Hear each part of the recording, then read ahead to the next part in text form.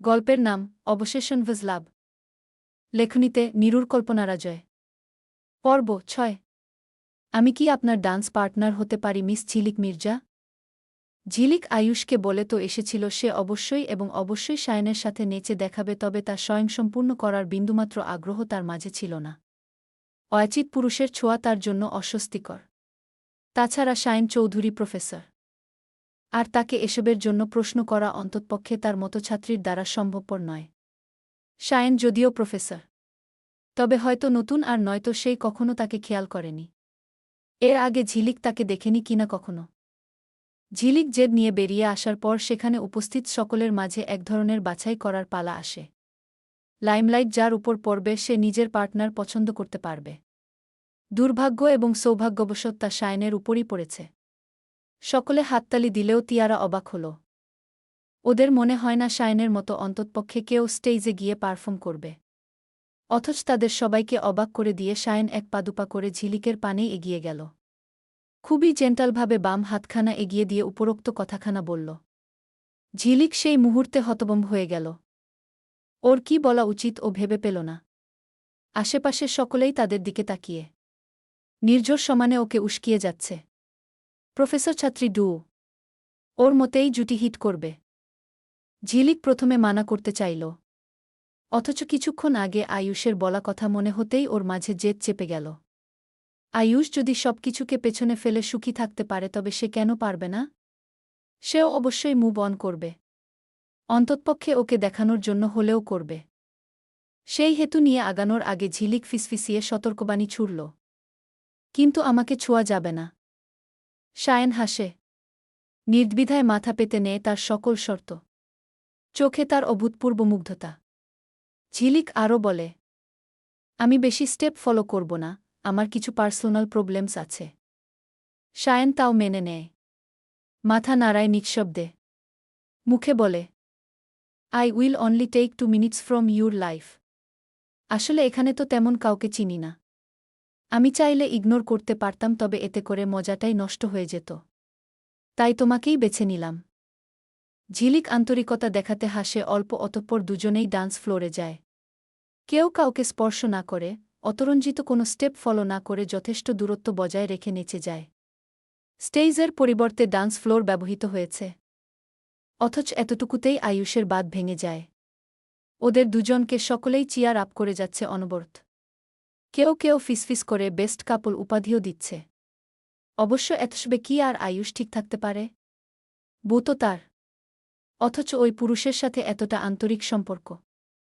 সব একপাশে রেখে ঝিলিক যা বলেছে তাই করেছে। ও এতটা কঠিন কবে থেকে হল? সেসব অবশ্য আয়ুষ ভাবতে পারে না। রক্তাত ওই হাত মুষ্টিমে হয়। ফলস্বরূপ অবিরত রক্ত ঝরতে থাকে। সেদিকে খেয়াল নেই পুরুষটির। চোখ দুটো বুজে নেয় আয়ুষ।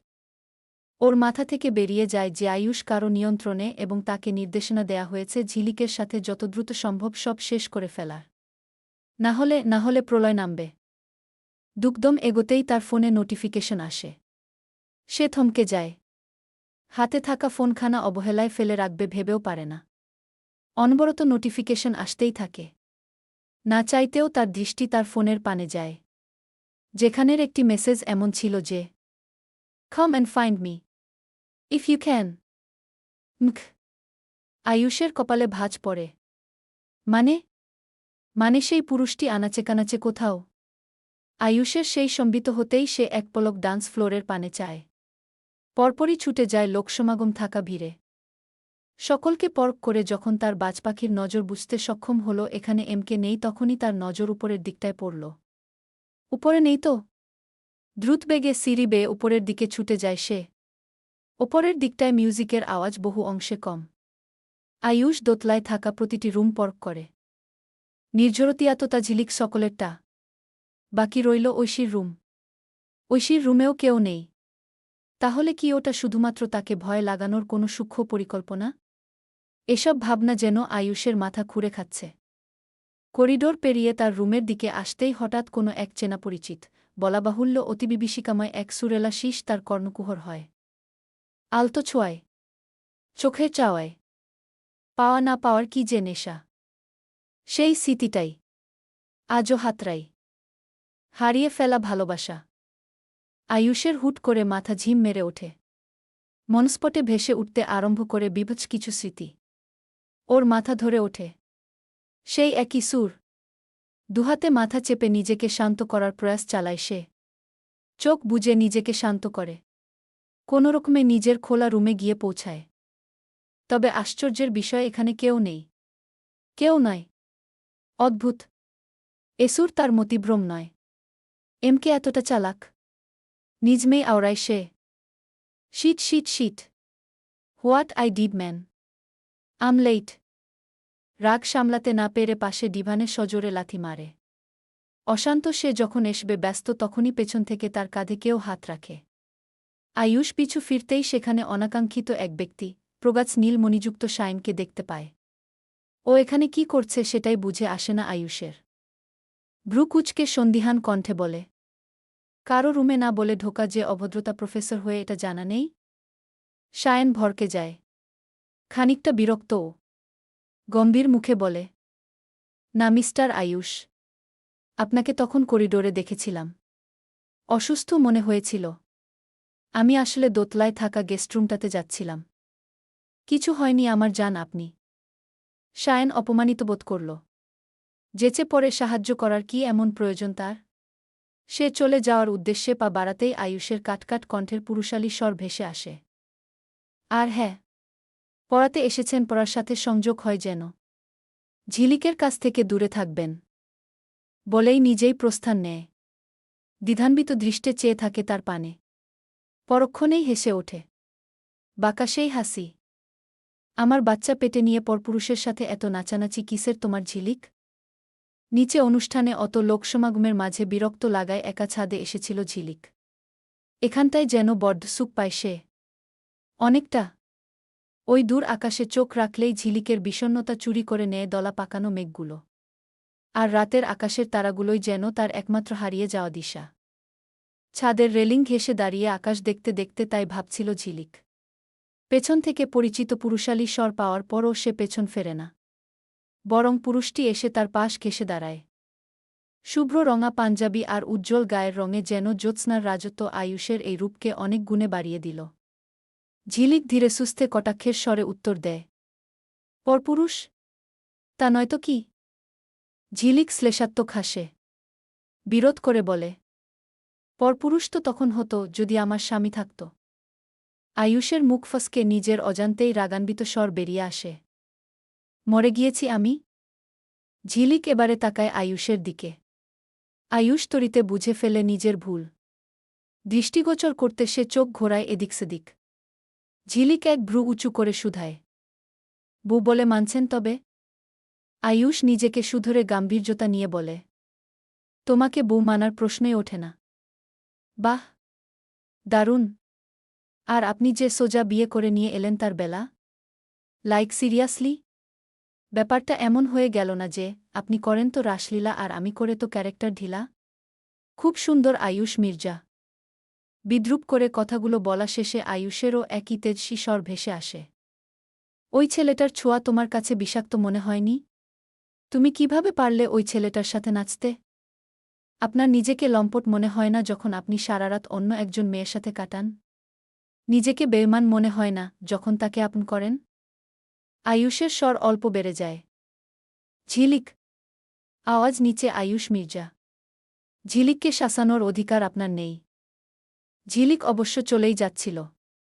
আয়ুষের কথা তাকে পা থামিয়ে দেয়। তুমি ভুলে যাচ্ছ ঝিলিক, তুমি গর্ভবতী। ঝিলিক আয়ুষের শক্ত চাহনিতে নজর নিবদ্ধ করল। আয়ুষের চোখে তেজ দেখতে পাচ্ছে সে। আগুনের লাভা যা ভস্ম করতে পারে সব। ঝিলিক অবশ্য শেষবে পাত্তা দেয় না। একবার এই চোখের মায়াজালের অতল গহ্বরে হারিয়ে বিনিময়ে যথেষ্ট সম্মান পেয়েছে সে। দ্বিতীয়বার একই ভুল করার মেয়ে ঝিলিক নয়। ঝিলিককে যেন কোনো কৌতুক শোনানো হয়েছে। ফিক করে হেসে উঠল সে। চাঁদের আলোতে সই হাসিতে বিদ্রূপ এবং অনীহা দেখা গেল আয়ুষের প্রতি। হাসি থামিয়ে ঝিলিক বলল, কে এসব বলছে? বাচ্চাটাকে যে দুনিয়া দেখার আগেই নিঃশেষ করতে চেয়েছিল? এত ভনিতা কিসের আপনার? অনুশোচনা হচ্ছে খুব? আয়ুষের বুক কেঁপে উঠল তার প্রতি ঝিলিকের এমন অনীহাতে। সে কি ওই চোখ দুটোতে ঘৃণা দেখতে পাচ্ছে তার জন্য? হয়তো পাচ্ছে। কিছুক্ষণ আগের কথা তার মনে পড়ে গেল। এমকে এসেছিল। আয়ুষ একদম নিশ্চিত। তা মাথায় রেখে শক্ত কণ্ঠে অন্যপাশ ফিরে বলে, অনুশোচনা? অনুশোচনা কেন হবে? তুমি কি আমার জন্য আহামরি কেউ? হলে কি আর এভাবে স্ত্রী সন্তানকে ত্যাগ করতে পারে কেউ? তাহলে অনুশোচনা হওয়ার প্রশ্নই বা উঠছে কোথা থেকে? ঝিলিক নিচে তাকায়। চোখ ভরে আসছে তার। এমন সব কঠোর বাক্য কেন তৈরি করা হলো? অবশ্য ঝিলিক যদি চোখ তুলে তাকাত তবে সামনের পুরুষটির চোখেও দেখতে পেতে গভীরভাবে ভালোবাসার পরিণাম কতটা ভয়ঙ্কর, যা পুরুষ মানুষের চোখে অবধি জলের সমারোহ ঘটায়। তাদের কথার মাঝেই হঠাৎ সেখানে সাজ আসে। অবশ্য একা নেই। সাথে তিয়া আর নির্ঝরও। সাজ উচ্ছ্বাসিত কণ্ঠে এসে আয়ুষের হাত ধরে তাকে টেনে নিয়ে যাওয়ার প্রয়াস চালায়। হুট করে আয়ুষের হাত টেনে ধরায় আয়ুষ বুঝতে পারে না চলমান ঘটনা। সাজ বলছে, আপনি এখানে? আর আমি সারা বাড়ি আপনাকে খুঁজে বেড়াচ্ছি। আসুন, নিচে সবাই আপনাকে খুঁজছে। ঝিলিক চোখ ঘুরিয়ে সেদিকে একবার চাইল। তাচ্ছিলের হাসি বেরিয়ে এলো তার ভেতর থেকে। বুকে যে প্রচণ্ড জ্বালা হচ্ছে। একদম শক্ত যে সে চেয়েও হতে পারছে না। হতে পারলে বোধহয় সে পৃথিবীর সবচেয়ে সুখী মানুষটা হতো। হতে পারার কথাও তো নয়। কিশোরী বয়সের প্রথম প্রেম ভোলা সম্ভব কি? সম্ভব নয়। আয়ুষ অবশ্য যখন ঝিলিকের ঘোর থেকে বেরিয়ে আসে তখনই সাজের হাত থেকে নিজের হাত ভারী মেরে ছাড়িয়ে নেই। সাজ তা দেখে। হাসি ধীরে ধীরে মিইয়ে যায় তার। হাত সরিয়ে নেয় সে। তবু দীপ্তি তার ফোঁটাও কমে না। অভ্যন্তরে ভঙ্গুরতা অনুভব করলেও বাহ্যিক আচরণে তা বোঝা দেয়। নির্ঝর অপর হাত টেনে ধরে। পরপরই সেখানে তোতাও আসে। তারা দুজনে মিলে টেনে নিয়ে যায় আয়ুষকে। ভাই চলো, তোমাদের ওদিকে খুঁজছে সবাই। আয়ুষ যেতে যেতে ঝিলিকের পানে চাইল ঘাড় ঘুরিয়ে। ঝিলিক অবশ্য তাকিয়েছিল না। তাই আয়ুষের সাথে চোখাচোখিও হয়নি। ফলস্বরূপ আয়ুষের চোখের অসহায়ত্ব সে বুঝতে পারেনি। কিছুক্ষণের মাঝেই সম্পূর্ণ ছাদ আবারও নিস্তব্ধ হয়ে গেল। কেবল চারপাশে চাঁদের আলো। তিয়া চলে যাওয়ার জন্য পা আগায় অথচ ঝিলিককে দাঁড়িয়ে থাকতে দেখে এগোয় না। ঝিলিককে প্রশ্ন করে, ঝিলিক, তুই যাবি না? ঝিলিক উত্তর দেয় না। চাঁদের আলোয় তাকে অপ্সরার চেয়ে কম কিছু মনে হল না তিয়ার কাছে ওই সময়। ঝিলিক নিজের গোছা চুল হাতের সাহায্যে খোপা করতে করতে আবারও সেই রেলিং এর কাজ ঘেঁষে দাঁড়াল। পিছু পিছু তিয়াও এল। প্রশ্ন করল, কি রে ঝিলিক, কিছু বলছিস না কেন? ঝিলিক বিরস মুখে বলে, তুমি যাও আপু, আমি থাকি একটু এখানে। সে কি? এখানে একা থাকবি মানে? নিচে যাবি না? না। তিয়া খানিকটা আন্দাজ করতে পারল ঝিলিকের বোধহয় কোনো কারণে মন খারাপ। তাই কথা ঘোরাতে তিয়া বলে, আজকের নাচটা কিন্তু দারুণ ছিল, একদম চমলক। তাতেও ঝিলিকের মাঝে কোনো ভাবান্তর দেখা যায় না। তিয়া তাই আবারও কথা ঘোরানোর চেষ্টা করে। মেঘ ডাকছে তখন। বিদ্যুৎ চমকাচ্ছে। মৃদুমন্দ হাওয়াও বইছে। এতে ঝিলিকের সামনের কেশদ্বয় নড়ে উঠছে বারংবার। বোধহয় রাতে ঝড় হতে পারে।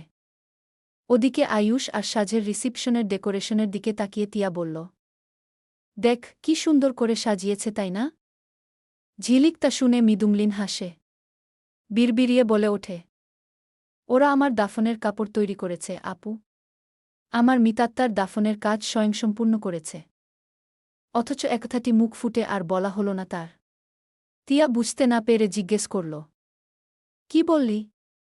কিছু না। যাও তুমি আপু, আমি আসছি কিছুক্ষণ পর। তিয়া অবশ্য যেতে চাইল না। বলল, থাকি তোর সাথে।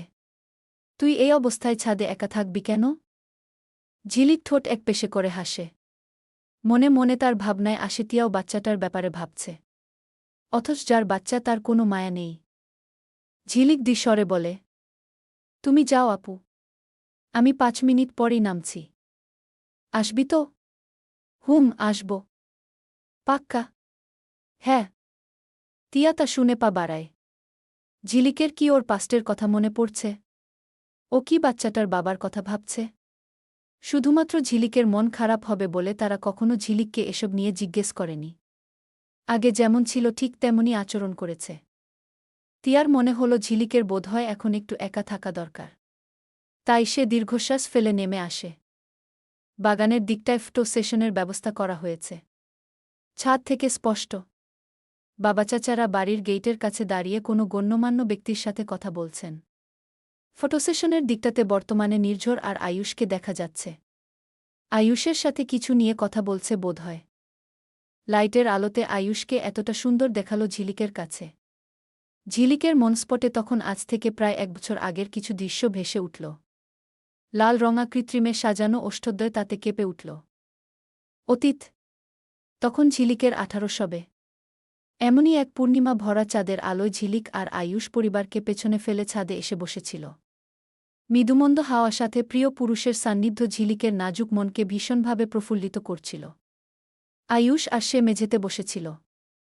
চঞ্চল রমণী তখন উৎফুল্লতায় আয়ুষকে প্রশ্ন করেছিল, যখন আমি বড় হয়ে যাব তখন আমায় বিয়ে করবেন তো আয়ুষ মানে আয়ুষ? আয়ুষ সে সময় রাগত্ব স্বরে বলেছিল, আগে আপনি থেকে তুমিতে আর ভাই থেকে আয়ুষে শিফট হও, তারপর না হয় ওসব ভেবে দেখা যাবে। তখন দেখা যাবে আমার বাচ্চা আমাকে বাবা ডাকার পরিবর্তে মামা ডাকছে। খিলিখিলিয়ে হেসে উঠল ঝিলিক। তা দেখে আয়ুষ নিজেও হাসে। চাঁদের আলোয় ঝিলিককে তার কাছে এতটা স্নিগ্ধ লাগছিল যে সে তাকিয়ে রইল। চোখ ফেরাতে পারল না।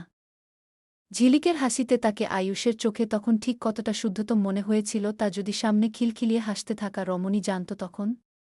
আয়ুষ তার বুকে হঠাৎ তীব্র ব্যথা অনুভব করল। সাথে সাথেই বাম হাতে বুক আঁকড়ে ধরল। ঝিলিক চিন্তিত মুখে তাকে শুধাল, কি হলো আপনার? আয়ুষ তখন হেসে উত্তর দিয়েছিল, তোমার মুক্তজরা হাসি আমার হৃদয়ে তীব্র কম্পনের কারণ। এভাবে হেসে আমাকে বারংবার ওই হাসির অতল সাগরে ডুবিয়ে দেওয়ার কারণ কি? মরে টরে গেলে তখন তার দায়ভার কে নেবে শুনি? ঝিলিক সঙ্গে সঙ্গেই রেগে যায়। অভিমানী সুরে বলে, এমন কথা বলে বারবার আমায় কষ্ট দেওয়ার কারণ কি আপনার? আয়ুষ হাসে মৃদু। অতঃপর স্থির চোখে চেয়ে বলে, সাবধান, এভাবে আর কারো সামনে হাসবে না। এ হাসি শুধু আমার জন্যই বরাদ্দ আজ থেকে। ঝিলিক বুঝতে পারল না হাসবে নাকি অভিমান করবে। ফলস্বরূপ মুখ ফুলিয়ে বসে রইল সে। নারী তার শখের পুরুষের কাছেই ভীষণ আহ্লাদী। আয়ুষ নিজের প্রেয়সীর অভিমান ভাঙাতে প্যান্টের পকেট হাতরে কিছু একটা বের করল। সেটা ঝিলিকের হাতে ধরিয়ে দিল। ঝিলিক কিছু না বলে মেকি রাগ নিয়েই তা নিল। অথচ খোলা মাত্রই তার সকল রাগ মুহূর্তেই গায়েব হয়ে গেল। হাসি খেলে গেল তার ঠোঁটে। হ্যাজেল রহা চোখের মণিদুটোও চকচকে হয়ে উঠল।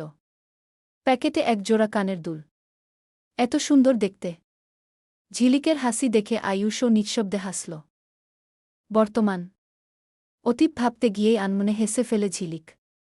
হাসতে হাসতেই তার হঠাৎ বাস্তবতা মনে পড়ে গেল।